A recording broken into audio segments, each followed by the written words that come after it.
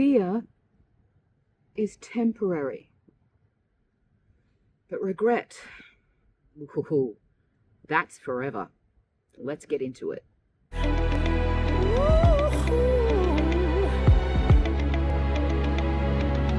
gonna stop now, baby. Well, let's do some housekeeping. Welcome to the house that is mad, officially. If you're new around here and you like my content and you haven't subscribed, please consider smashing that subscribe button down below. If you really like things and want to hang around, then give us a thumbs up and chuck us a comment. Let me know where you're from. Let me know how you are. All the shebang. There's ways you can support me. Buy me a coffee, channel memberships. I will put all of that in the description box below. So fear and regret. When you go on this lifestyle, before you go on this lifestyle even, there is fear. Of course there's fear. You wouldn't be human if you didn't have fear. What is that fear? Well, I don't know what it was for you or is for you, but for me, it was, oh my God, I'm going to have to give up everything that I love so much. Chocolate, peanut butter, bread, which you can make sandwiches out of, and toast. We all know how I love toast. Still do. Haven't touched it in 11 months, just saying. What else? Salted caramel ice cream, marshmallows, any pasta dish, any rice dish, roast dinners with roast vegetables, including crispy roast potatoes, sweet potatoes, carrots, and pumpkin. Yes. Cereal. Not as in cereal, the lingo for are you serious? I mean cereal. Breakfast cereal. I've been known in the past a few times, like, what do you want for dinner? I don't want anything except a great big bowl of cornflakes or a great big bowl of Rice Krispies. Yeah, been there. And then you come across this lifestyle and it requires of you to give up absolutely everything. And in comes the fear. Yeah, it's real. It is real. It is very, very real and very, very confronting. But then something happens.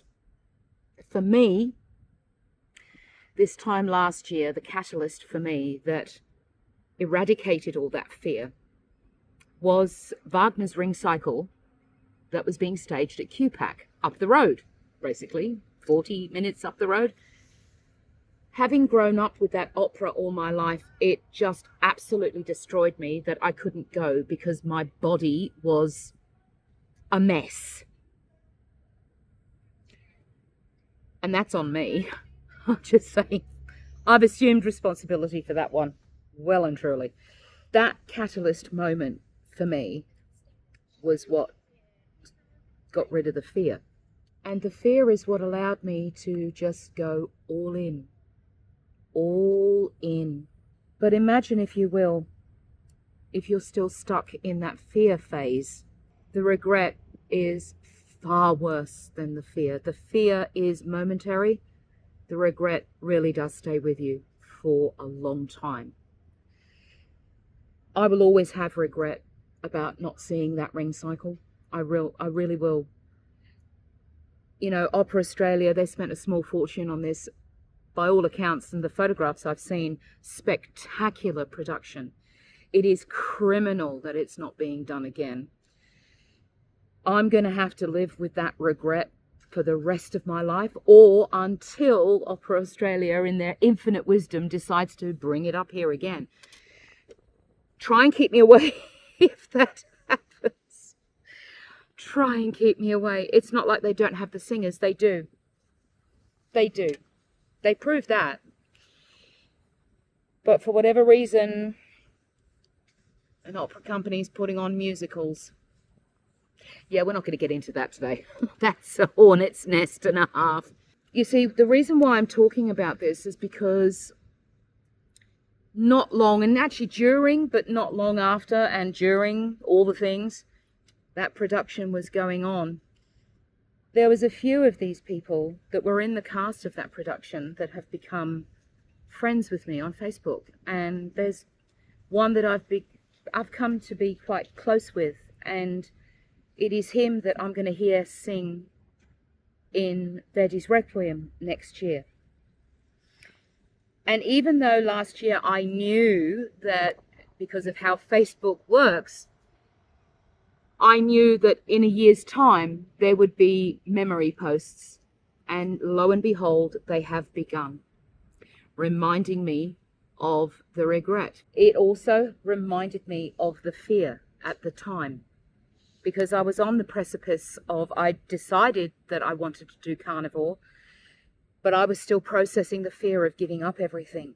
And it was hard. It was very, very hard. But it was this production that got rid of the fear. And it helped catapult me to where I am now. Adrian was here for my birthday, and we were looking at my starting photograph. And he asked me, what do you see when you look at that starting photograph? And I'm like, well, I see somebody who almost looks dead inside, completely unhappy, and it's almost like I don't recognize her. He says, so how close do you feel to that person in the starting photograph? I said, miles apart, miles and miles apart. The mindset's different, the thinking's different, the emotions are different, and it's a lot. It is a lot.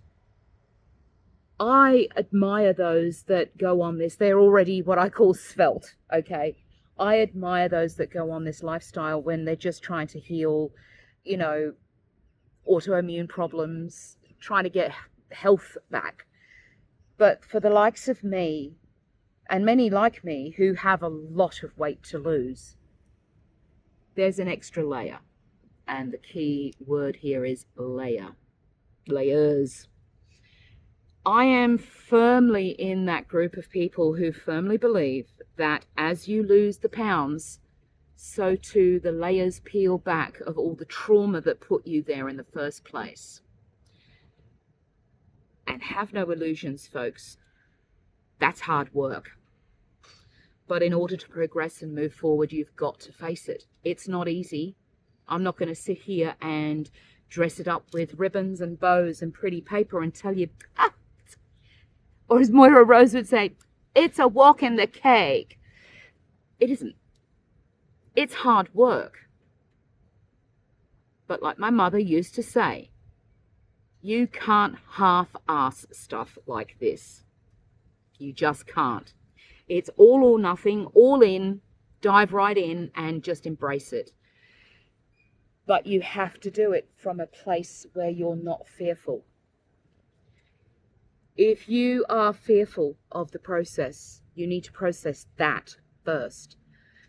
And in order to help process that, there has to be a catalyst that will make you go, oh, well, I'm not doing that. For me, it was like, well, I don't want to live like this. I want to go back to the opera. That's it. I'm done. So I'm going to move mountains in order to make that possible. And the buck stops with me. Only I can make that possible. We're all responsible for the food that we put in our mouths. Yep, even the donuts, especially the donuts. We are responsible for that. Where our own health journey is concerned, where our own mental health is concerned, where our own weight loss is concerned, no one's coming to rescue you. I think even Sean Baker has said that, Dr. Sean Baker. No one's coming to rescue you. You've got to do it yourself. Hard truth.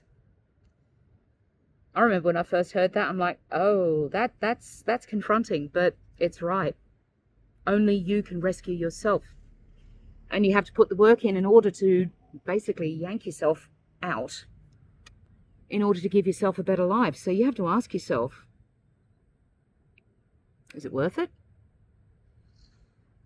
For me, 11 months in, I'm going to say, oh yeah, big yes. And I'm probably going to be shifting my goalpost a little bit because I want to actually get lower than 120. 120 is ideal, it's great, but I should be lower than that. But we'll wait and see when we get there, which we will. We're going to get there. You see, I've been starting to read a book that Adrian bought me for my birthday called Atomic Habits. I am very, very slightly into this book, but I understand the concept. I really do. Making those small changes initially are going to be something that you'll have to be mindful of. Eventually, those small little 1% changes, 1% for the better, is going to be crucial to how you go forward. For example, when I first got my vibration plate, I had to think about rolling down the hallway, going to make myself a coffee, and then going to sit at the vibration plate. I had to think about that initially. Now it's second nature, and I now cannot imagine doing anything else after I've made my first coffee of the morning. It's the same with eating meat. I've done it so much now, it comes so naturally to me, I can't imagine eating anything else. And that's where I am, and that took 11 months. Vitamin P, as in patience. You have to have patience with the situation around you. You've got to have patience with yourself, and you have to trust the process. You really do. Because this isn't going to work unless you trust the process, trust yourself to make the right choices, and make the right choices. It's not easy, folks. It's not easy. I am going to go, and I'm going to ask you to have a fantastic weekend. Be kind to those around you. Protect your peace. Don't do it. Don't do it. Don't take any crap. Be kind to yourself. You know what that means. You are loved, you are appreciated, and you are enough. Get out there and enjoy some sunshine. I love you guys very much. Yeah.